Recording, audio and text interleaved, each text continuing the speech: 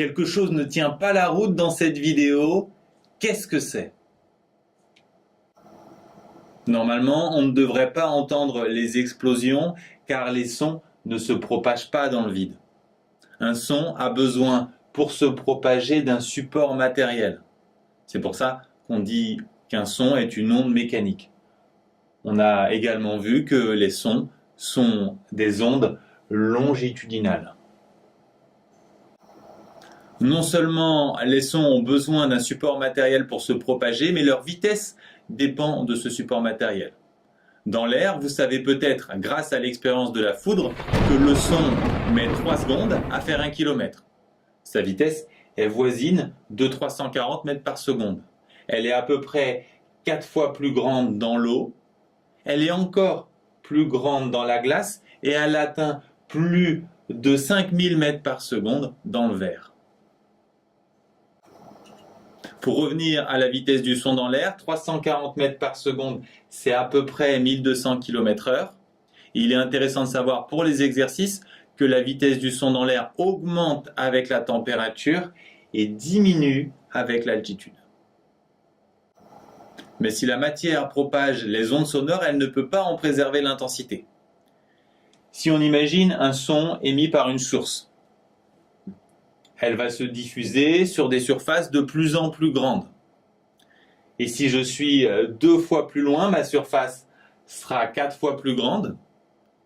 Autrement dit, l'intensité sonore en un point, définie par la puissance sur la surface, en watts par mètre carré, puisque je serai sur une surface 4 fois plus grande, mon intensité sera 4 fois plus petite. Tout ça se démontre facilement. Si on cherche à calculer l'intensité sonore I2 sur la surface 2, ça va être P sur S2.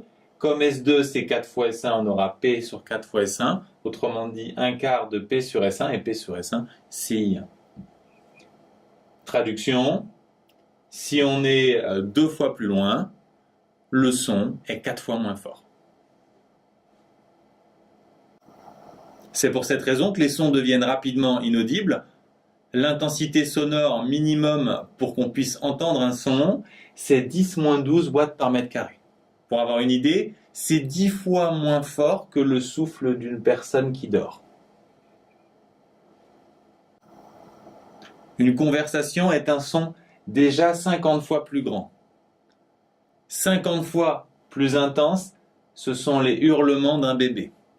Si on s'intéresse à des sons plus violents, on trouve le concert de rock à 10 puissance 2 watts par mètre carré et encore plus intense, encore plus fort, le décollage d'une fusée. Les intensités sonores ont 2 inconvénients. Les puissances de 10 ne sont pas intuitives, elles ne parlent pas.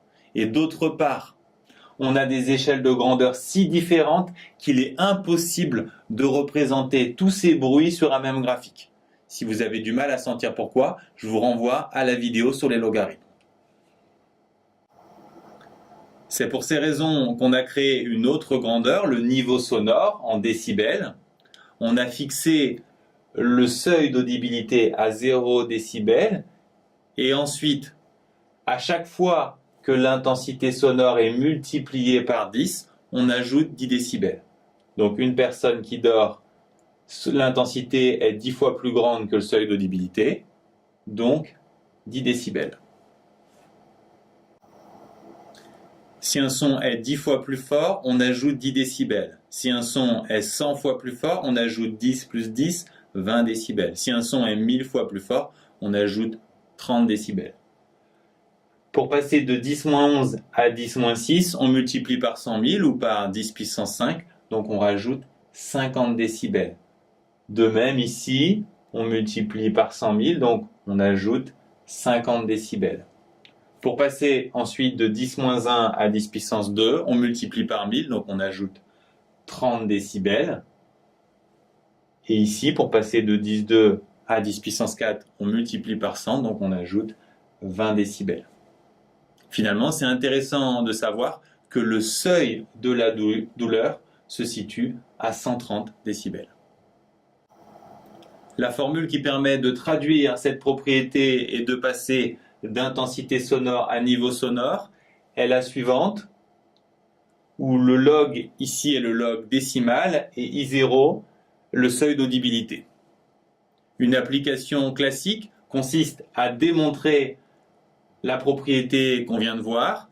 Si l'intensité sonore est multipliée par 10, on ajoute 10 décibels. Pour faire cette démonstration, il faut connaître quelques propriétés du logarithme.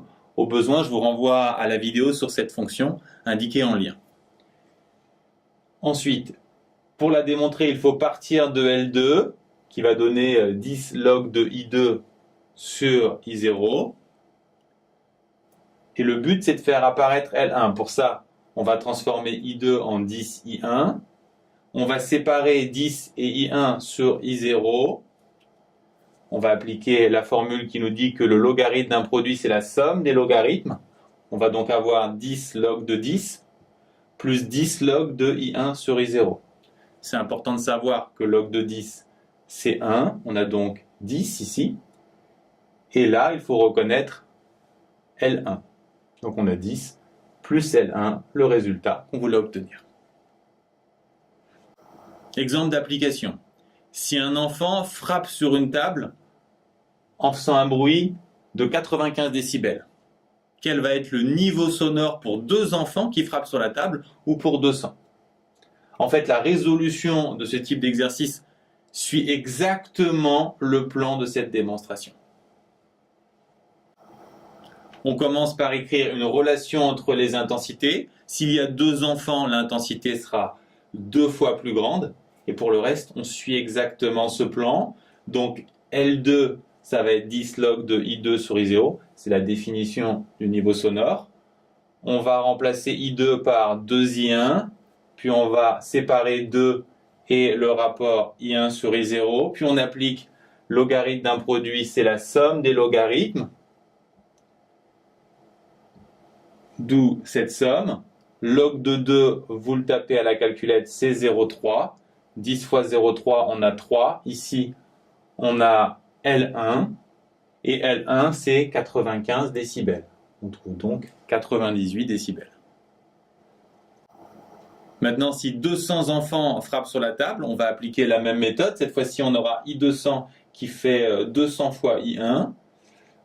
On va appliquer la même formule, ce qui va nous amener à ce résultat. J'ai juste transposé, remplacé 2 par 200.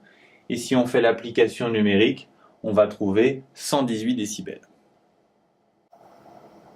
On peut aussi vous demander des problèmes inverses. On verra notamment dans la prochaine vidéo combien il faut de bébés qui hurlent pour rivaliser avec un concert de rock.